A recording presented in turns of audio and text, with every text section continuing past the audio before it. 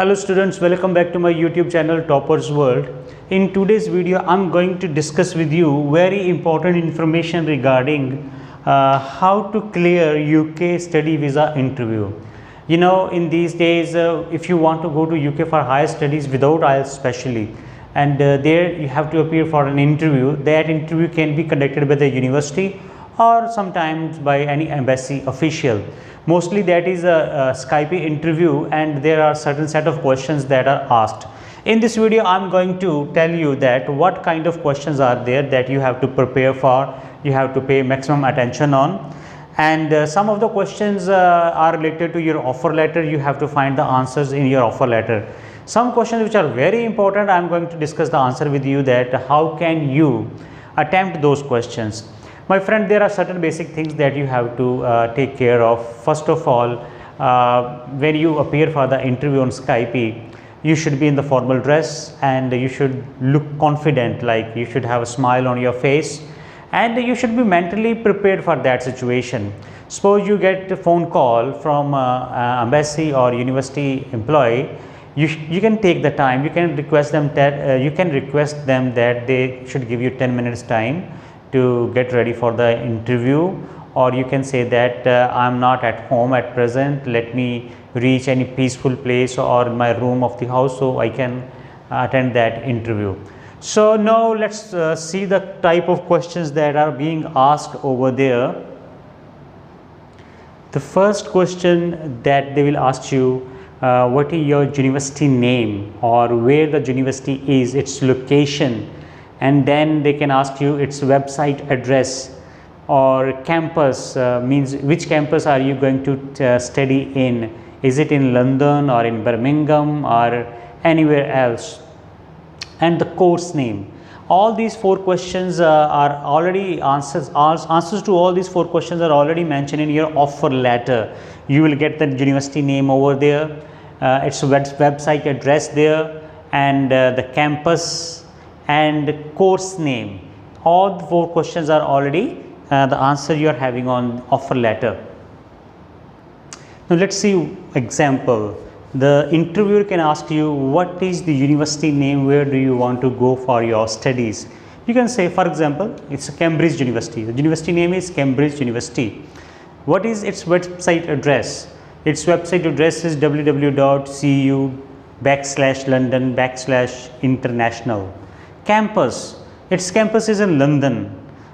Course name, the course name is, what is the name of the course, the interviewer can ask you, and you can reply, for example, Diploma in Business Management. My course name is Diploma in Business Management. Next question can be, what is the course start date, or when your course will begin, or the question can be like that, what is the course initiation date. So the answer is already there in your again offer letter. My course will start on 20th September 2020, like this. And next question can be like that, what is the course ending date. So the course ending date you can see on the offer letter. My course is going to end on 3rd March 2023.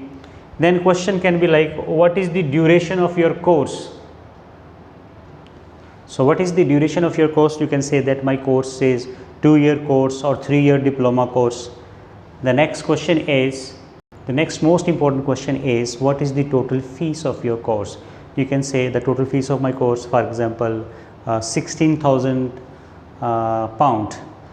And then the next question is, how many installments you have to pay. There are 3 installments or 4 installments. What is the first installment of your fees?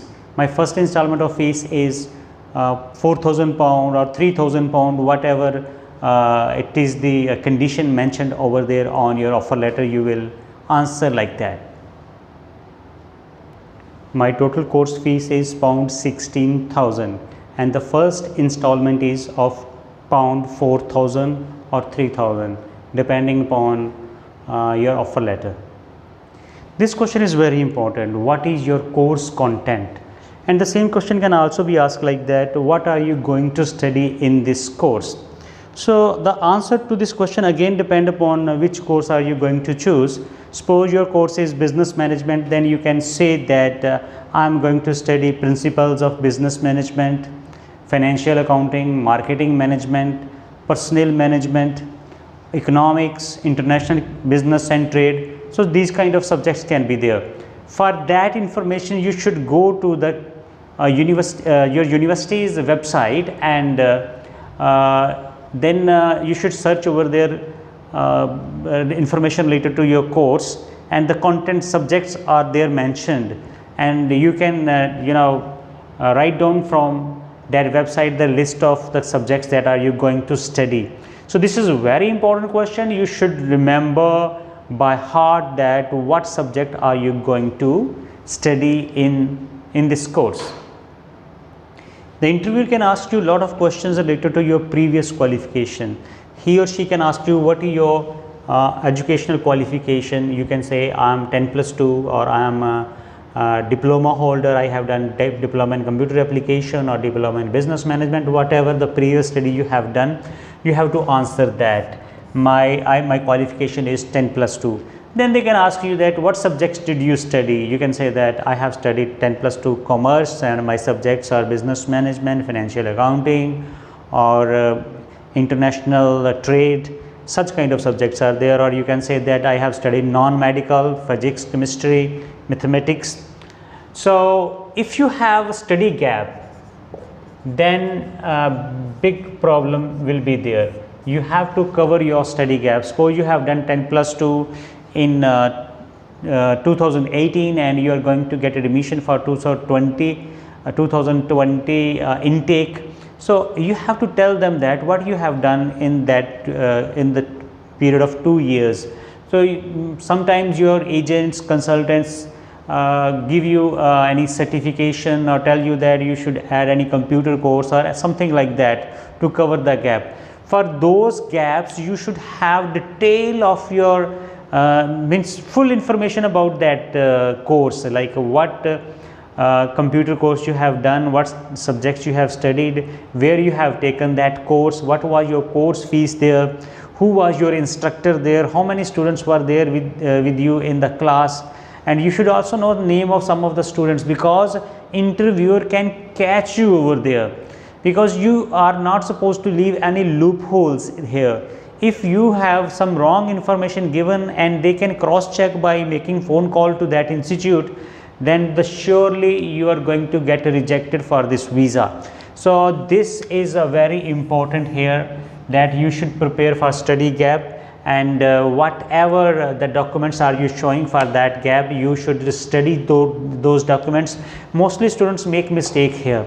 They are not able to properly answer the study gaps, because their agents or consultants sometimes give fake certification over there, and they charge money from the student for those certificates, and they don't give any information to the student about that certificate course that for which they are filling that document that are going to submit for covering their gaps. So you should sit with your consultant and have all the details regarding institute name, their website, their phone number, instructor name, name of some of the class fellows, and when timing of the course, duration of the course. All these things you should prepare very well, because the interviewer is going to ask you a lot of questions from this how you are going to cover your gap. The next most important question is, who is sponsoring your education, or who is going to pay all the expenses for your education? So here there can be two options. First one, your parents, like your father, your mother, and second can be like bank loans. So in case of your parents, you have to give detailed information about them, like their names, their job, how much they are earning. You have to collect all that information, their monthly salary, income certificates, and how much tax they pay, and in which bank they have account, from which the bank name through which they are going to pay your fees. So you should remember the name of the bank and account number also. And in case you have taken bank loan, then how much loan you have taken, what guarantee have you given over there, and in which bank you got the educational loan from. So you have to give the information related to the loan, then the loan letter will be submitted by you while applying your case. So sponsoring information is very important for you. Collect all the details of your sponsor, that is bank, or that can be your parents. The next question is, why do you want to study in UK? This question almost asked to the every student by the interviewer.